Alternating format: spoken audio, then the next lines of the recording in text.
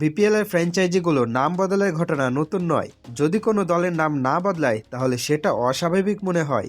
বারবার মালিক পক্ষ বদলায়, নামও বদলায়। এ নিয়ে সমালোচনার শেষ নাই। কারো নাম পছন্দ হয়, আবার কারো হয় না। এবার বাংলাদেশ ক্রিকেট বোর্ডই বিপিএল এর দলগুলোর নাম ঠিক করে দিয়েছে। বিপিএল এর 12তম আসর হতে যাচ্ছে 5টি দল নিয়ে। কোন দলের মালিকানায় কারা তা 2 দিন আগেই জানিয়েছিল বিসিবি। আজ আনুষ্ঠানিকভাবে জানানো হয়েছে দলগুলোর নাম।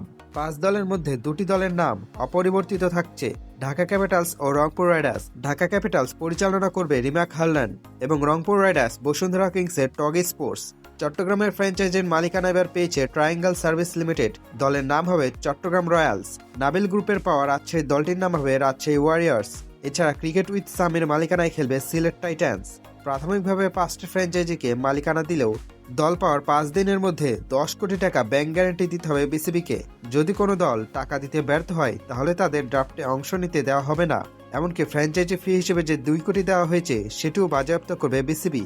এমনটাই জানিয়েছেন বিপিএল গভর্নিং কাউন্সিলের সদস্য সচিব ইফতেখার রহমান মিঠু। আগামী 17 নভেম্বর হবে বিপিএল এর এবারের আসরে প্লেয়ার্স ড্রাফট। তাই দলগুলো লেগে পড়েছে দল গঠন করতে।